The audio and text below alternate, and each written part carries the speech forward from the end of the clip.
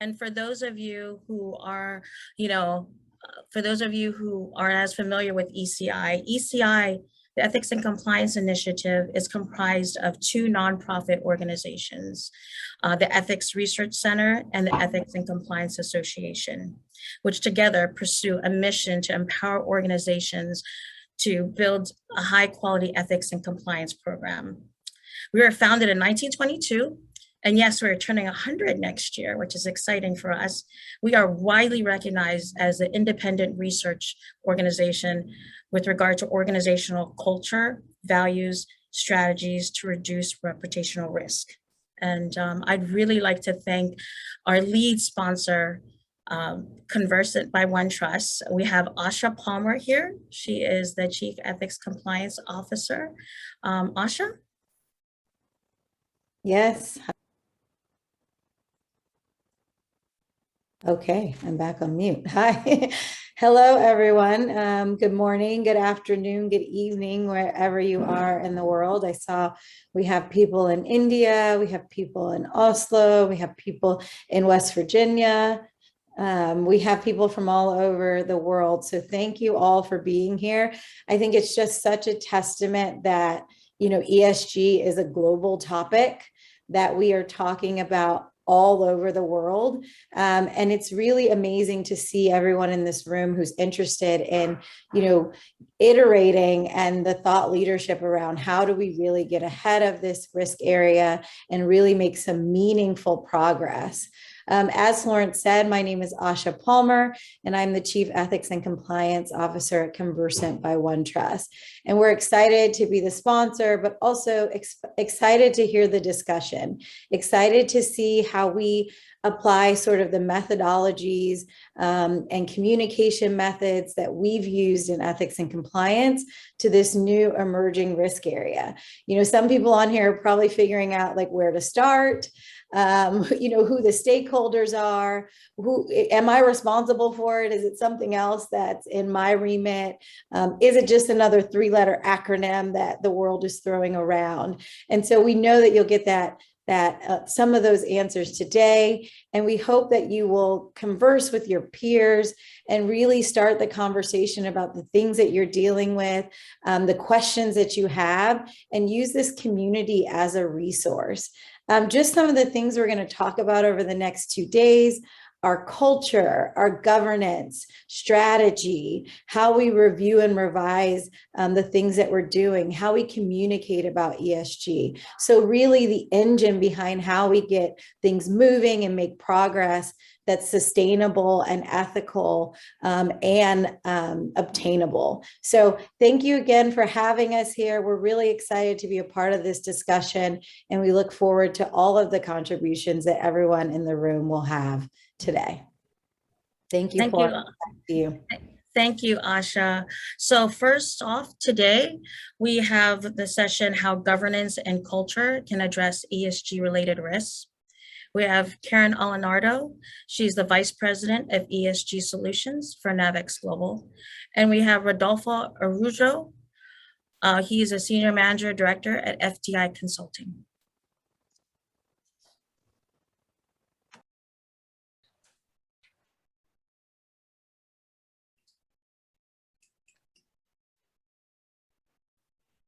Thank you.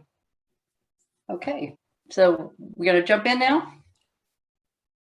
Let's do it. All right, great. So Rodolfo and I are going to have a conversation today about the topic that you just heard about, ESG. It's a big topic today, right? So we're going to delve into a few specific areas. And instead of having a traditional moderator, we're going to just kind of go back and forth. So I'm going to throw a few questions over to Rodolfo, get things started, and then we can have a dialogue around it.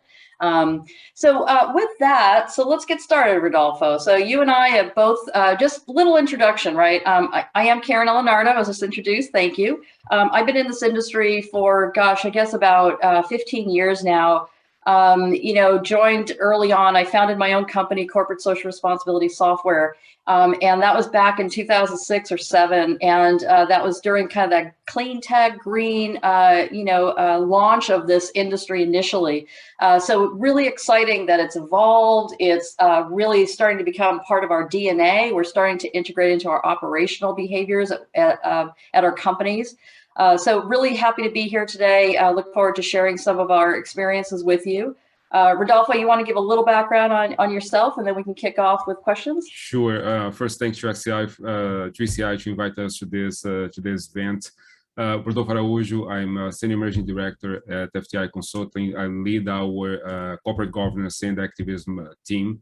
We really have helped companies and are helping companies to build up, develop their ESG programs, and from there really help them engage and communicate with their stakeholders, which is a key part in the process, to basically showcase the work that they have been doing towards the goal of becoming a more sustainable companies. Great, thank you for that, Rodolfo.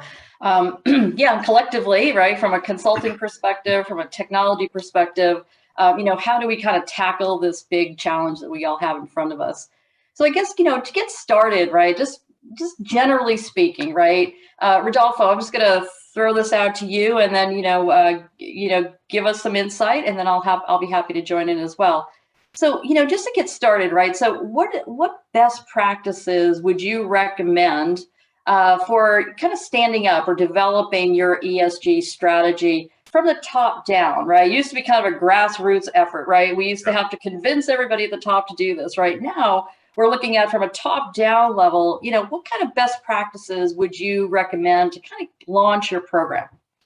The way that we discuss with clients is always to start, first you start to understand exactly what sustainability is, what ESG is. The way at least that we describe this to clients is that sustainability is kind of the big goal in the end of the road, what you're trying to achieve. You're trying to become a more sustainable company because society is pressuring companies at this point to embrace and become better corporate citizens. If they don't do it, there's some problems they're going to face, and maybe some challenges in terms of attracting talent to work at the company or commercial opportunities that they're going to have. But if they do it, they're going to have the benefits of becoming a leader in ESG, and as a result of that, getting maybe lower cost of capital, getting access to additional business opportunities. So when you think about this as this road to sustainability, ESG becomes kind of a program that you manage in a holistic way. Sometimes many of the items that you already have been managing for a long time towards that goal, and items like health and safety, items like business ethics, and many other ones. We say that this has to come from the top because that's part of the strategy of the business, which, by the way, has to be integrated with the overall business strategy of the company. As strategy is something that is going to lie at the board level and the C-suite, we need that the ESG strategy also comes from the top so that they can basically flows through the entire organization. The strategy by itself is a trade-off kind of game. So you have to understand that every time that you're making a decision, you're basically moving away from another decision. There are costs associated with each one of them. So that's why coming from the top is also a critical issue. And from there, of course, you have to structure, the main point is to structure the governance around the program. It's more than just a message, just publishing numbers about the evolution of the company towards lower emissions or other items like this. It's basically structuring committees at the board, at the company level, so that you can understand exactly what it means to move forward with the pursuit of becoming a more sustainable company. What should be the priorities that you should be handling? We're not talking about save the world kind of strategy. This is business strategy. We're talking about how the company positions itself in a way that is going to benefit all their stakeholders, in a main way their shareholders, because if you do the right thing, you're going to end up enhancing value for the company. So think about this as prioritization, governance structure around the program, and from there you can begin to put together initiatives, targets, goals that you're going to pursue to become a more sustainable company over the long term. Great. Yeah, and just to add a little bit to that, right? So, some people, they ask, do I need to hire, individual ESG people? Do I have to stand up a whole new department? Sometimes yes, sometimes no, right? It depends on your company. It depends on the initiatives that you're deploying. Sometimes people will have central groups, right? So there might be an ESG committee, right? And so, with ESG being so cross-functional, a lot of times what we're seeing is, you establish some sort of ESG committee and you have a representative from the different different groups within your organization to ensure that you're getting the information that's required from all the different groups. It could be human resource, it could be legal, it could be finance, facilities, IT. I mean, everyone plays a part. Sustainability, of course, who's been doing this for a long time. And of course, if you have a corporate social responsibility person, they've probably been doing this for a long time. So they could be a good lead or a good person to kind of help facilitate the conversation as well. And you need to think about other aspects, right? So if you're, if you're, in the situation where you have a supply chain, right, and you have to deal with your suppliers, you also have to think about the ethical and governance aspects of managing your supply chain, right? How does that impact your company? How are they impacted as individuals, right? I like to talk about the supply chain is not faceless, right? They're individuals, they're human beings, they're working on products to deliver to us. So how do we make sure that they're treated in an ethical manner as well and kind of brought into the ESG fold? So I think, holistically, we have to look at our entire business operation in order to effectively stand up a quality ESG program. So that's another thing to consider, right? Because when you're manufacturing products, you're emitting emissions, right? You have greenhouse gas emissions. You have, you may be discharging water into the water stream locally, right? That could impact villages. So there's a lot of different things that we have to think about as companies as we're kind of looking at our overall ESG program. So with that, right? So as we kind of move into this, the operating aspect of this isn't always easy, right, Rodolfo? It's kind of like, yeah, you can come up with a strategy and everybody's bought into it. We're on board and maybe even got budget and resources, right? But how do you really turn that into a tactical, like, let's take this and move it into an actionable program? So what would you think, what would you recommend in terms of, establishing kind of that operational infrastructure, right? So how would you kind of launch a program and manage it so that that you're going to meet the objectives that have been set by the company? Yeah, the first thing, going back to that governance piece and to the comment that you made, Karen, is that the fact that what does not work anymore is that all the structure that you begin to have in companies maybe 5, 6, 7 years ago, that you had basically, you select a chief sustainability officer. That person is kind of a siloed person that is going to deal mostly with some of the charitable efforts for the company. And besides this, is going to handle the message and collect some of the data to be in a sustainability report by the end of the year.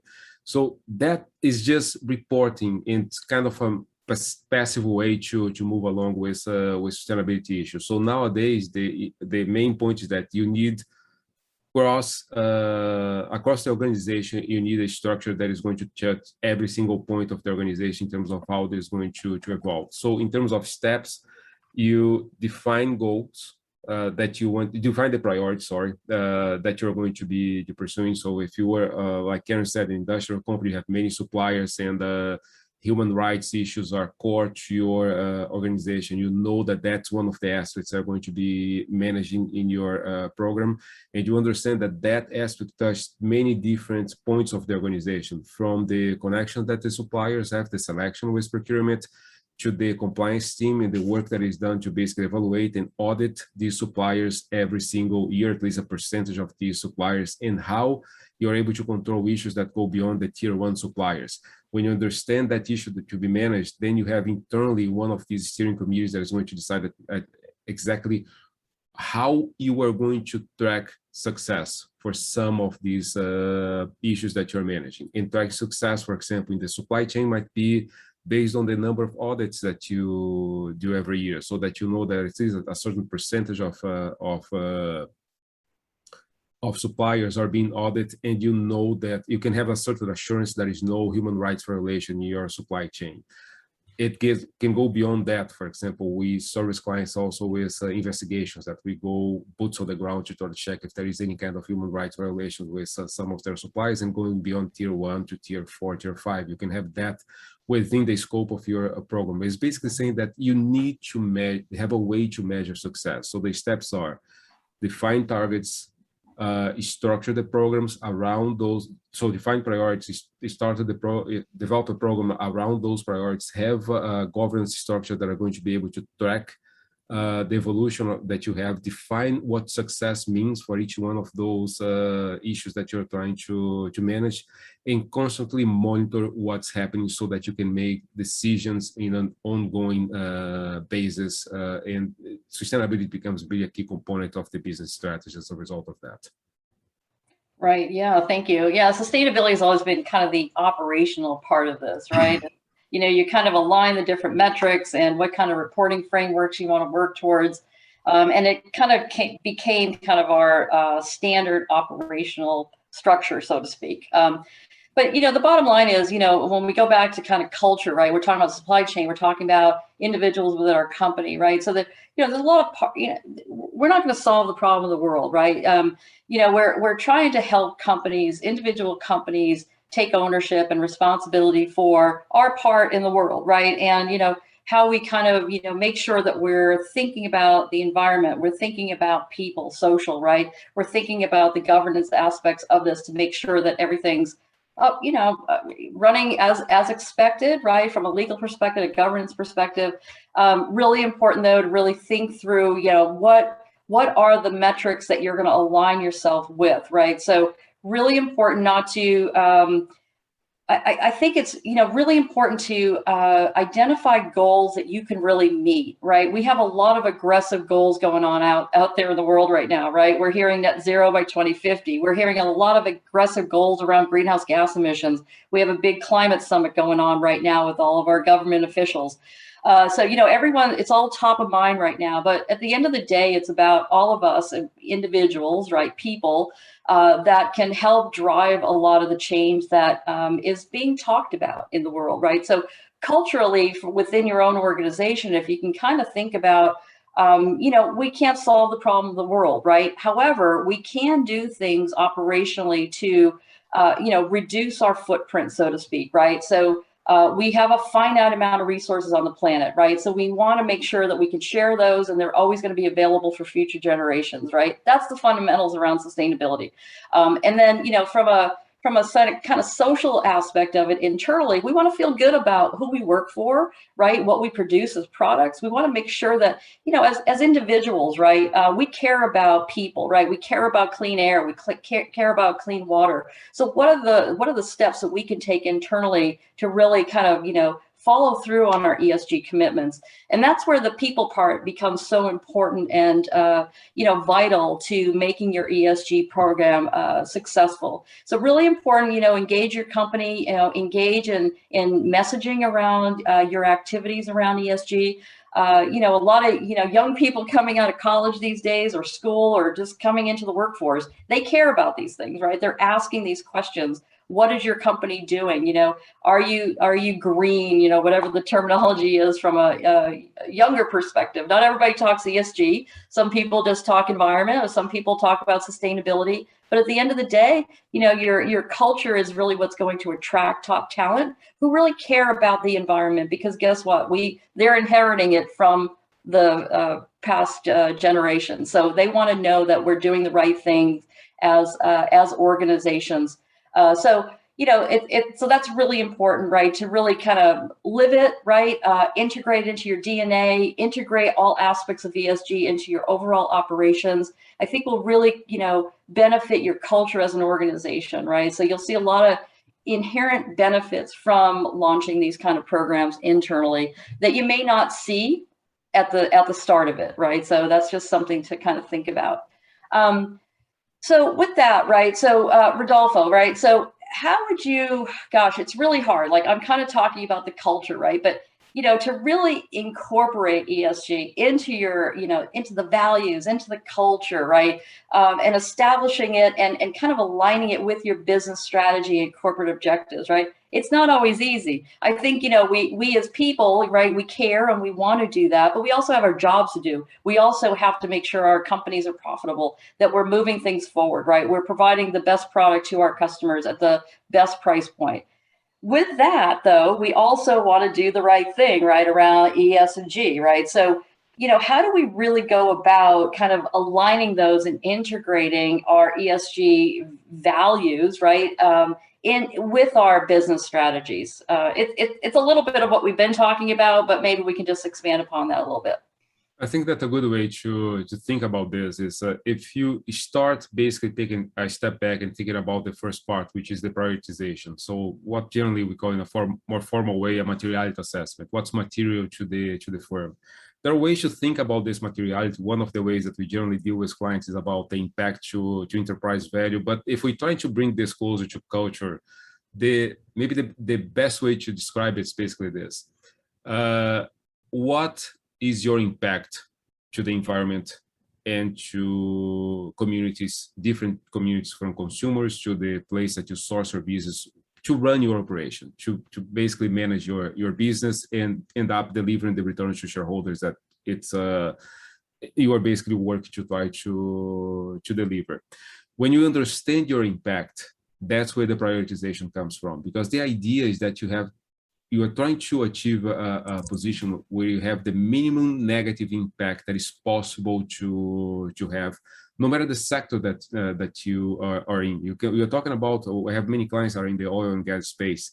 What they do, of course, has a negative impact to the environment. But in general, we have many of these companies that are trying to do their best to reduce significantly the amount of this impact over the long term. So it's basically saying, understand your impact. When you understand your impact, you can develop a program to minimize any negative impact and enhance any type of positive impact that you have. Again, we have companies that our clients are recycle water for oil and gas companies. So their work itself enhance the sustainability profile of their clients, because they have a positive impact on clients. They remove trucks on the road, they remove wastewater. So there is a bunch of benefits that they're bringing to society. But understand the impact, the negative, minimize, enhance the positive. From this process, it becomes easier because it's connected to the business strategy. It becomes easier to trickle that down to the entire team of a company and really become part of the culture, because the top manager is going to show that we are going to embrace some of these causes. We want to move forward with some of them. And we are willing to accept some of the trade-offs, which means that sometimes we're going to have a higher cost because we're going to buy new oil and gas companies. We're going to buy new equipment that are going to reduce the amount of emissions that we have. We produce gas. We're going to certify our gas as green gas so that we can go through a process that also has low impact to the environment. You begin to showcase directly the impact that you want to do and the trade-offs that you're going to make.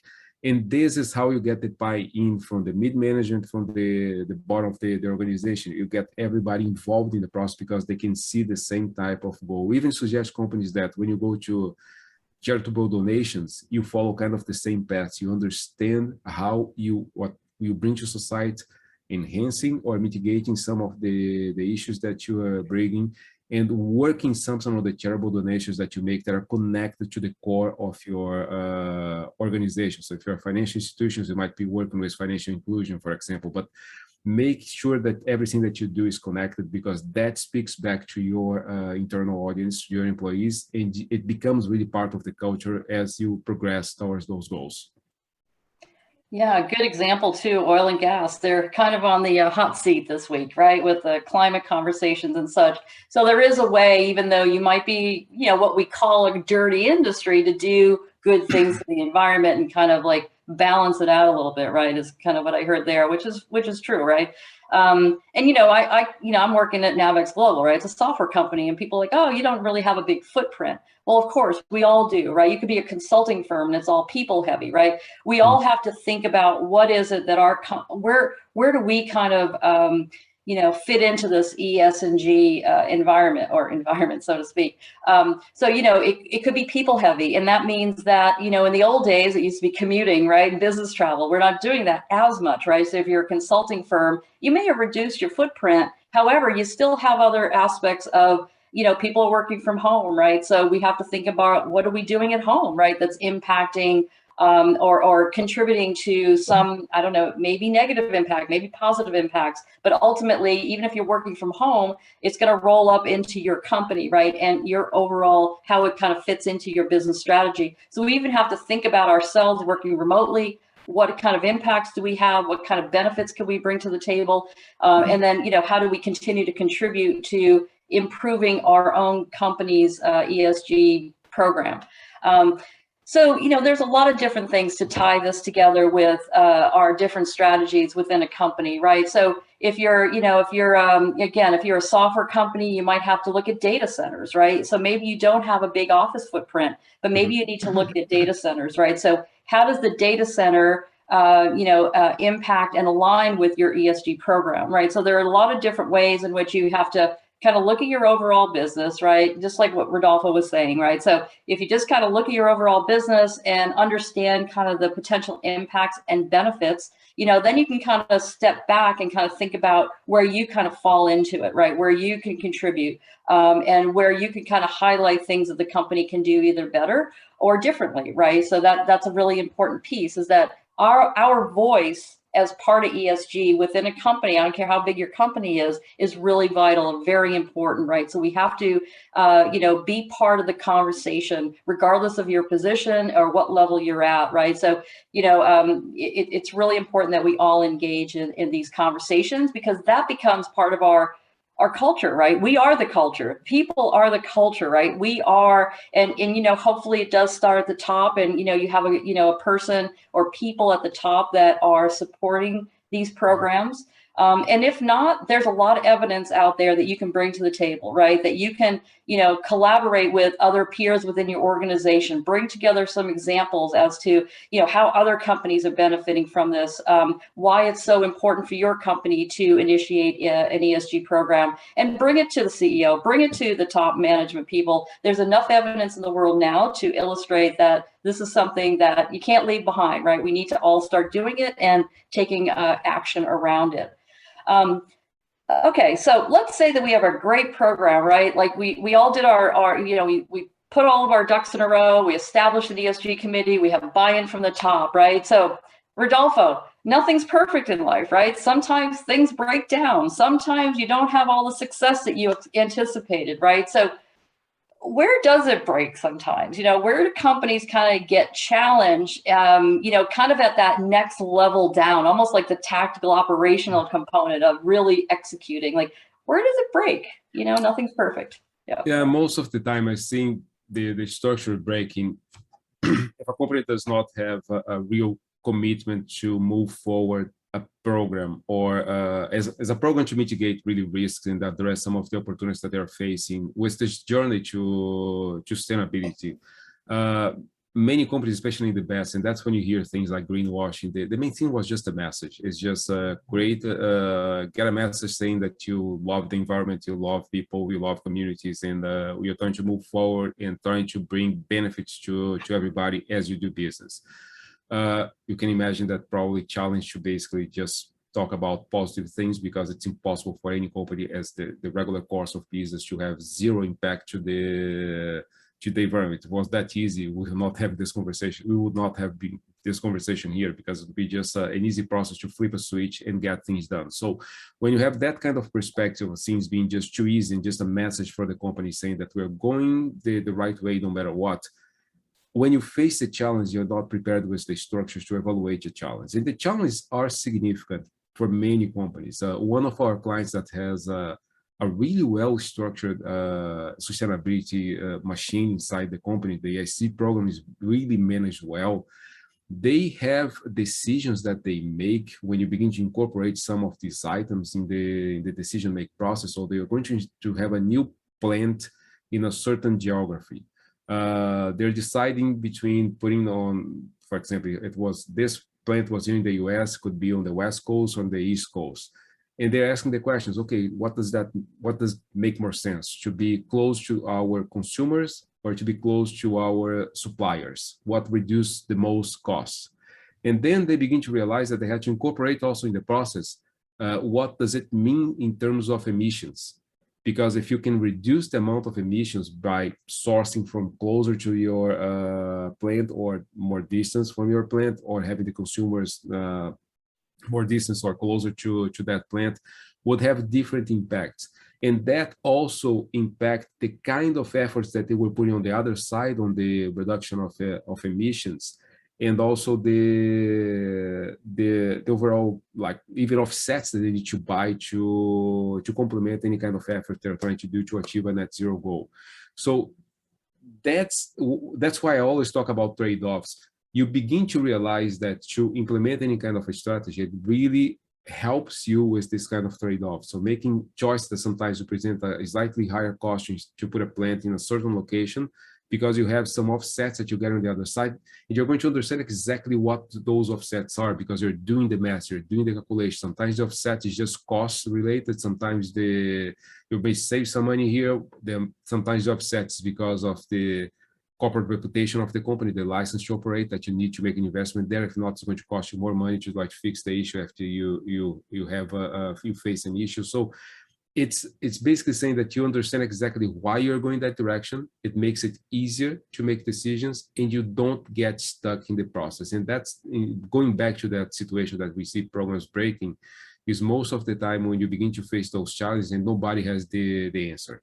And because you don't have a governance structure prepared to basically address, that can be sustainability or ESG people in different positions inside the operation. It can be a steering committee that can make such kind of decisions, can be directly the board. But if you don't have a structured way when you face a challenge to move it up and a decision to be made in terms of going left or right in each one of these situations, the programs just do not evolve.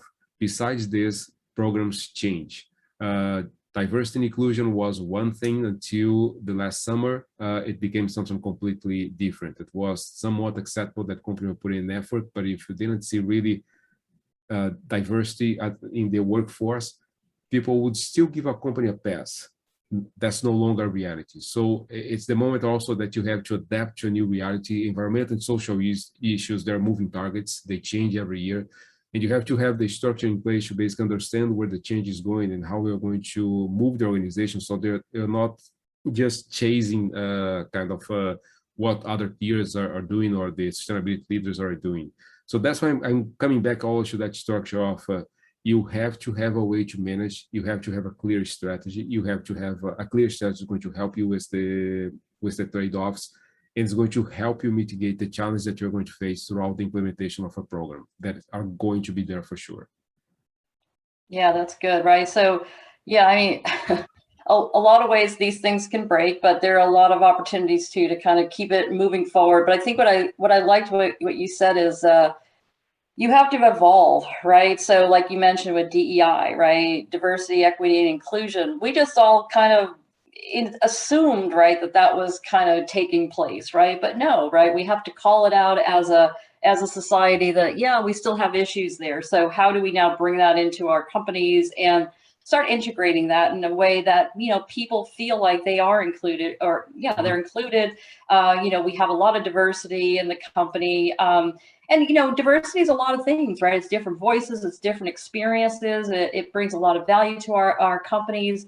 And, you know, we want to do it the right way, right? So it goes back to people again. So we want to make sure that, you know, people are feeling like they're treated fairly. You know, so, you know, looking at some metrics around some of this stuff, right? You know, you have to start looking at percentage breakdowns of, you know, genders and, you know, what kind of ethnicity groups are in management positions. So those are the kind of metrics, you know, that you might want to start considering when you're looking at the social side of things, right? Because that is the human part. Sometimes it's not always easy to quantify, but you can look at it from a percentage breakdown, right? Like, you know, how many women are in management at your company, right? And then just make sure that, you know, the evolution of this is really important. You know, as I mentioned early on, I started this in this area where it was corporate social responsibility. That's all we cared about were people, right? And society. And we started thinking about the environment, bringing that in. But really, corporate social responsibility aligns nicely with ESG, right? When it comes to people and being responsible as an organization. that, you know, you're providing your people with opportunity, you're providing them with educational opportunity. You're looking at your supply chain, make sure that your supply chain, there's diversity in your supply chain. Not a lot of people think about that, right? It's, oh, I have a great vendor, that's perfect, but you know, do you really have diversity across the supply chain as well when you're selecting vendors? So those are other aspects that we have to think about as well. And of course, you know, just basic practices, right? So yeah, there are always going to be trade-offs, right? And I agree with you on that, Rodolfo, right? We always have to think about the trade-offs, right? So, you know, maybe we have to invest a little bit more in our people, or we have to invest a little bit more in different programs to attract, you know, top talent.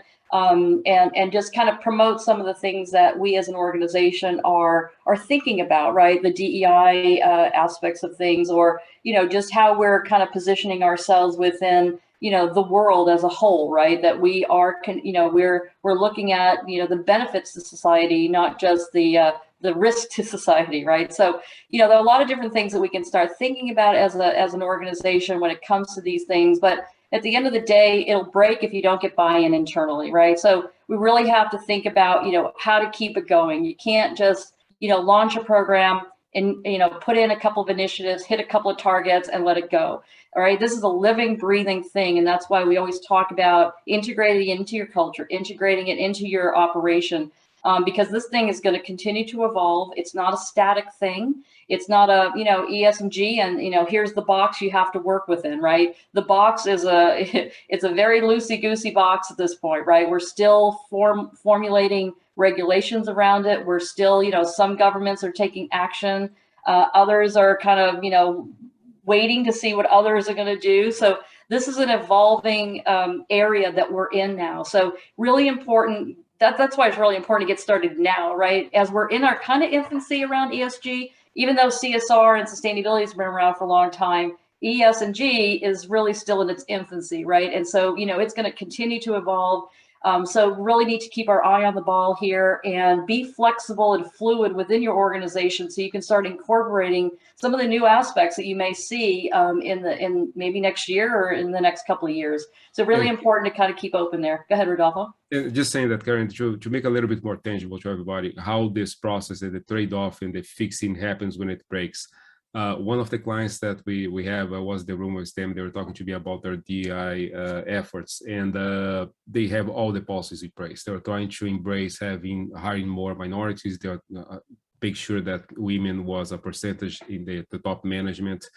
The programs were there. And they were beginning to try to track the KPIs, and you're beginning to feel that there was an issue. And I said, look, I don't even need to look at the numbers. I look back from your office, I only see white men in your office. That's it. There is no women, there is no minorities. And that's the moment that you see that something is broken.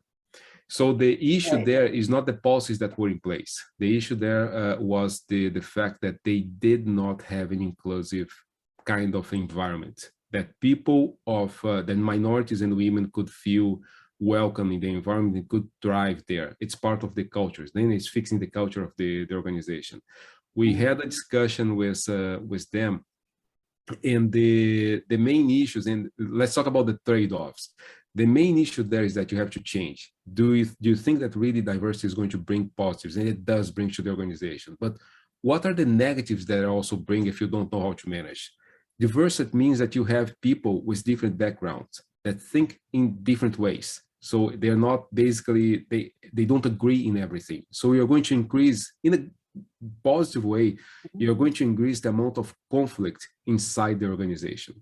Do you have the structures in place and the culture is prepared to address the additional conflict? Because if it's not ready for that, you're going to have not the upgrade that you have to your workforce that you expect, but you're just going to face the challenge. And in the end, people are going to feel that that's not the right place for them to be. So you're going to bring some amazing talent and diverse, but you're going to lose that like 1 year later. So that's where the trade-offs have to be. So you have to, one of the trade-offs for that organization was move away from a place that everybody kind of agree and move very quickly with the project to a place that you have more conflict. Think about this conflict the way I'm talking about in a positive way, but you have to have more discussions because you have different points of views. and the company had to embrace that to move forward and begin to know how to move into a place that, into a culture that would embrace these different points of views as a positive for the organization, that there is change necessary. If you don't have the structure in place that can really think about this and come from the top of the organization saying, look, we need that. That's how the future is going to be defined for us, how it's going to be successful. It's very hard just to have this happening on its own from the middle management and below. So that's the core thing about understanding what the trade-offs are talking about, addressing from the top down, and make sure that the organization moves forward. All right, excellent. Thank you for that, Rodolfo. Yeah, so as we're talking about this, right? So how do we really define, right? So, just thinking about this, right? How do we define a purpose-driven culture as it aligns around ESG, right? I mean, we're talking about this a little bit, right? So diversity, right? Making sure people have opportunity within the company. And I like what you said about conflict, and it's okay to have friction, right? If we all agree, we get nowhere. We're dull, we're boring, and we're not innovative, right? So friction's a good thing. If you're bringing in different people and different thinking, that's a good thing. And hopefully it promotes, like I said, innovation and positive impact in the long run. Sometimes it takes time for all of us to get used to each other, right? If you're an all white male company and you're injecting a few women along the way, yeah, there are going to be some conversational changes and behavioral changes that probably need to take place. And that's obvious. And so, those are just kind of, again, behavioral changes that we as people have to do ourselves. That has less to do with your company and more to do as you as an individual, right? So when we're thinking about all these things, right? So as how would we define, so Rodolfo, let's think about this, right? So how would we define kind of a purpose-driven culture, right? As it aligns around ESG? Some elements of that, right? We've talked about the people part, right? Maybe we can focus a little bit on the governance part. So what do you think around that area? The way we talk about purpose is that if you understand the direction and the impact that you want to have in society, that your company is going to have in society, it becomes somewhat part of your DNA in terms of what you are trying to bring. And some of these decisions or trade-offs that you have to implement in any kind of strategy becomes just a natural part of the game. I can say that FTI, for example, we really embrace diversity. We really embrace having a mixed workforce, and not only in terms of minorities, but also in terms of having women. It's a big representation inside our workforce. Because we believe that we bring better advice as a consulting company to clients if we're not bringing just one angle, we have that friction inside, we have these internal conflicts of different points of view. We believe we really value that. So as it becomes part of the organization, we caught ourselves in one of the sessions and realized that even internally, one of the interesting things that we do is that it's many women in our organization are promoted to the top positions of managing director or senior managing direction positions while they are in maternity leave. And we never question ourselves why we go that direction, and what are the trade-offs that you have with the organization, because it's so clear to us that that's the direction to go. So that's when it becomes more than just having something on paper, to becoming part of the culture, because it's part of the way that we see ourselves serving our clients and the value that we bring, that in the end, things just make sense. It's just an easy decision to make. But that's how I see purpose for our companies. If companies understand what the impacts they're trying to bring to society, to their clients, to the different organizations that they interact while they do business, it becomes kind of an easier exercise. It becomes easier for every person inside the organization to understand exactly how we are going to like promote that those efforts and achieve the goals that we have on the sustainability space, and becoming really a better corporate citizen over the long term. Yeah, so Rodolfo, as part of that, right, there was a question that came in, I think we can kind of attach to this part of the conversation. So someone's asking, how can we leverage some of our governance and culture methodologies in E&C, so ethics and compliance, for ESG? I always say ESG.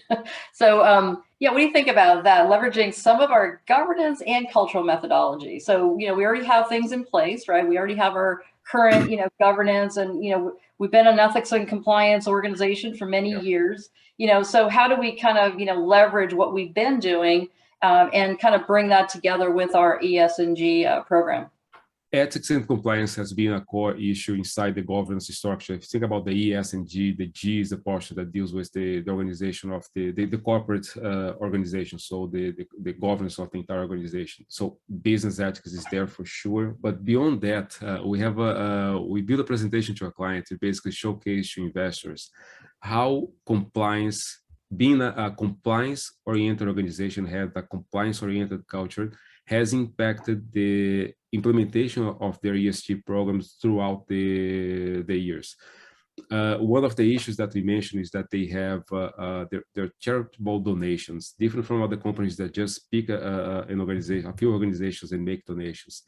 They have a system that they really have compliance officers inside the teams that are making these charitable donations.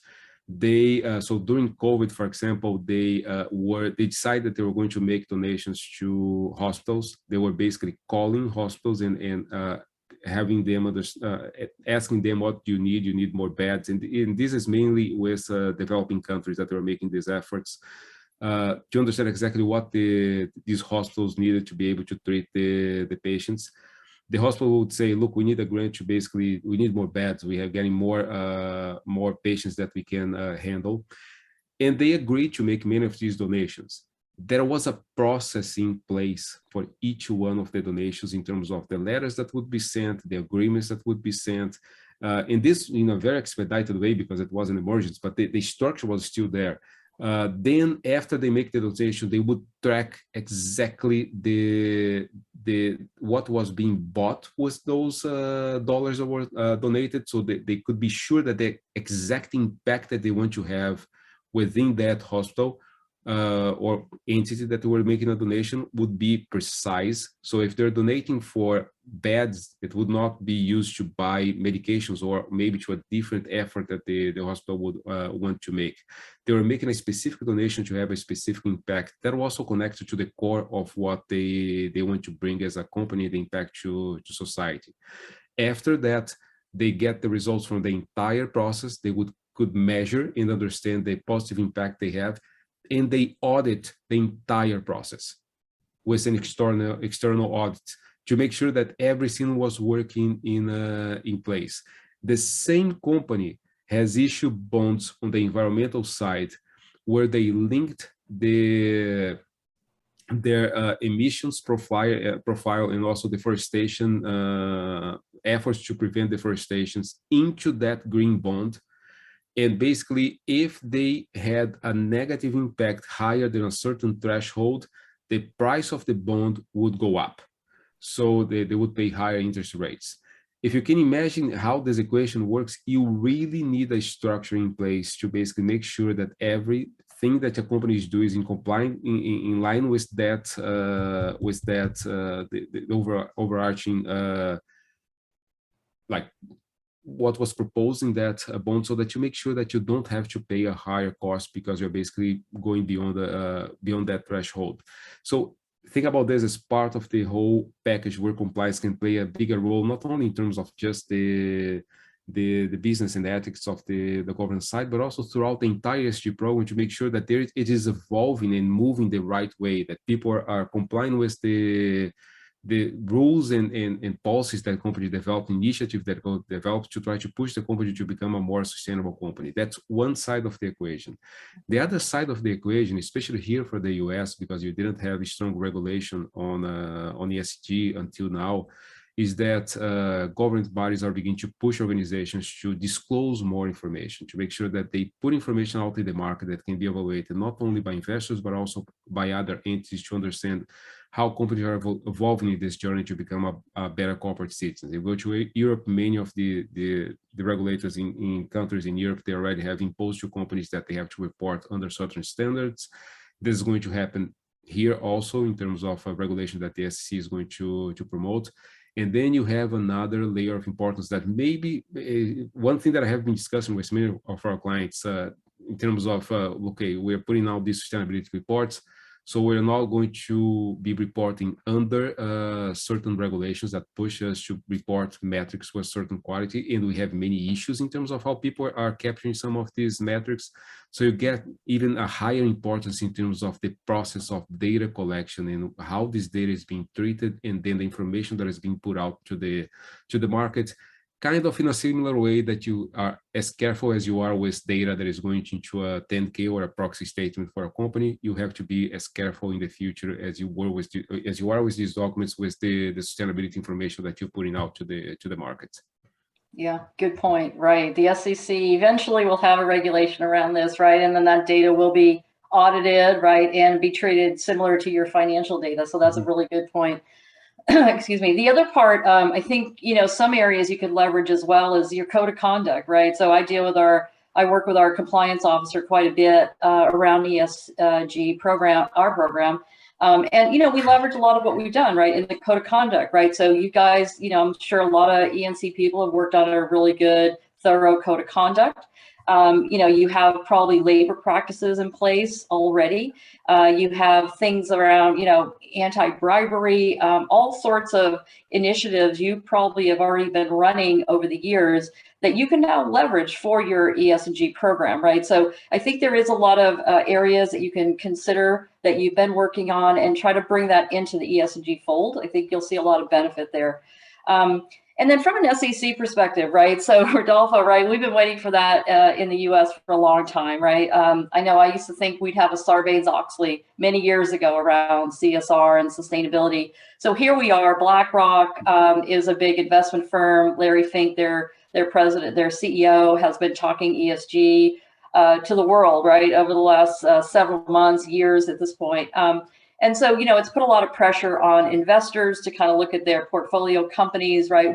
So if you're an investor, you're an individual investor, you want to know where your money's going, right? Which companies are you investing in? Do they have quality ESG programs in place? So, BlackRock is really, kind of driving a lot of the, investors into thinking, this way when they're looking at investing in companies, right? So, with that, right, there's going to be a lot of changes going on, right? So, the compliance officers, people internally are going to have to start thinking about these programs a little differently, right, as we kind of bring it into the regulatory conversation. So I think in doing that, having your governance program really wrapped up and really solid and really integrated into your ESG program is probably a really important component, right? Especially as we look at the SEC requirements. But I wouldn't ignore the S, right? The S part of this, human capital, the social metrics, all those elements have to really be considered, even though they, in the past, they were always called soft metrics, right? How do we monetize those? How do we qualify those as real issues? Well, guess what? Social issues are really important, right, to every company. It is going to be incorporated into the, whatever regulations we're going to see. So, can't ignore the social metrics, the social component to the ESG.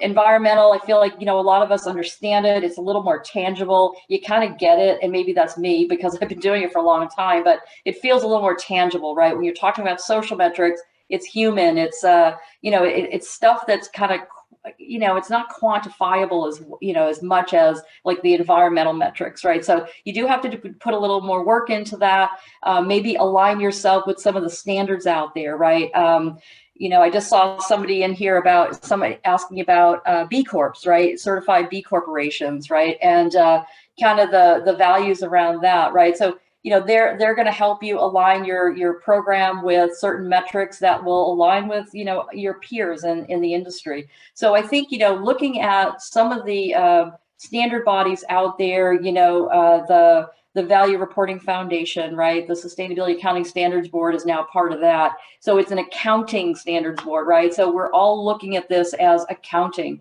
How do we incorporate this into our, financial accounting thinking, right? So I think in that respect, you know, we can all take what we've done, leverage a lot of the work that we've already done, and just incorporate some of these new elements into it. So it doesn't feel like it's a brand new thing. It's more just expanding upon a lot of the ENC work that you've already done over the years.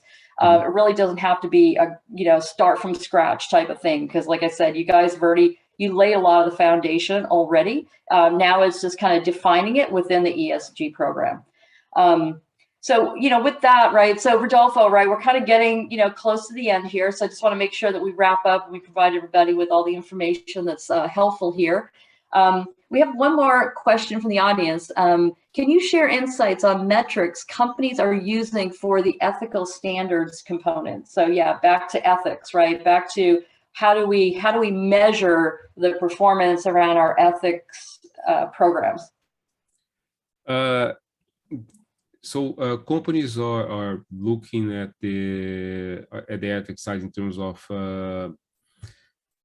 how much you have people complying with the programs, and from watching the presentation to really the kind of violations that you might have and during the year. So it's the same with the social. Karen was talking about some of the challenges that you have on the social side, but you can still identify ways to measure success in each one of the programs. So exactly what you're trying to achieve with your ethics and compliance programs and initiatives that you have inside the company. Same situation with, for example, the inclusion of of minorities in the company, participation of minorities, of women as a percentage of your higher top management team. So for each one of them, you have to identify exactly what success means, and from there you begin to decide if it's a KPI or exactly what kind of information you're trying to track to understand if the efforts you're putting in place are working the way that they should work. And also, if I can separate the two things, think about this as you have a regulation that is going to address mainly what we think regulation is going to address at this point is going to be disclosure and information that is going to put out in the market. Karen was mentioned BlackRock and investors. Investors are taking a different approach with companies. It goes really beyond regulation. What they're asking companies is basically this: we understand that anything that you do can have a positive or negative effect to the value of my investment with you, to the value of the enterprise in the end. And this means items related to the environmental piece, items related to the social, items related to ethics and compliance. Wing Resorts, for example, with the sexual scandal with the CEO, the stock price went down by 20% over a short period of time. So investors understand that the mismanagement of some of these issues that are like in a holistic way inside these ESG programs that we put together nowadays, they can have a clear negative effect for the company. So when they come to the companies, what they ask the companies to tell them is basically this: okay, I understand that you have risks and opportunities related to this transition to sustainability. Explain to me in each one of these buckets how you're managing them, how you're tracking success, what you're trying to measure to make sure that your ethics program on the governance side is being accomplished the way that you should. You make sure that all new employees are basically having access to some kind of manual as they join, so that they understand the practice of the company. Do they understand when they face a question that is kind of like a service that they're trying to provide to a client, maybe there is something that they don't know if it's the right thing to do or not, how they escalate that those questions, or internally, if they're just working with their supervisor, how they escalate if there is any kind of issues that they're facing, and how you are refreshing some of the knowledge every year. So but based on the items that you have or the number of complaints that you have in some of the hotlines over the year, is there a reduction in terms of complaints or is not? You begin to select some of these metrics that are specifically for your business that are going to help you in terms of tracking the evolution, the success of the program, or also highlight items that you need to fix in the process. Great. All right. Well, we have a couple minutes left. I want to make sure I don't ignore this one question that came in. It's about B Corps, and I'm a big proponent of B Corps. I was when I had CSRware, we were certified B Corp. I also know one of the attorneys that actually put the B corporation legal structure in place. So instead of being a C Corp, you can actually be a B Corp these days. So I'm very committed to the B Corp. So I don't think it gets lost in the standards. I think their approach is a little different. Sometimes they're dealing with different types of organizations. And, you know, they have their own program and kind of helping you align with other B Corp like-minded companies. It's a community, right? It's a let's work together to achieve these goals. Where the other standards, right, the other framework, Global Reporting Initiative, SASB, the Sustainability Accounting Standards Board, Carbon Disclosure Project, those are more frameworks that you would use internally for your own reporting purposes and kind of aligning the metrics that you might want to use internally. So I wouldn't lose hope and I would not abandon B Corp. I think it's a really good value add. Okay, so cool. You're welcome on that one. Someone just gave me a thumbs up on that. So good. So anyway, keep it going. You know, we have a lot of work to do, but I think we've made a lot of good positive strides forward. Really excited that, you know, it's top of mind now, right? And like I said early on, E&C folks, you guys can drive a lot of this. You know, you've already got the infrastructure in place. You can leverage a lot of what you've already been doing. And you guys can bring a lot to the table to help accelerate your ESG program within your own organization. So with that, thank you again for attending today. Rodolfo, thank you. And everyone here at ECI, thanks again for having us. And with that, I'll sign off. Thank you. Thank you, Karen. Thank you, Rodolfo. Thank you so much for a lively, interactive session. I think the questions by is just evidence of how important this topic is. I heard a couple of things you mentioned, Rodolfo, about top-down structure, the strategy, and from you as well, Karen, in terms of, you know, the opportunities and being able to evolve in this environment. So with that said, I just want to let everyone know that we are going to take a break for 15 minutes.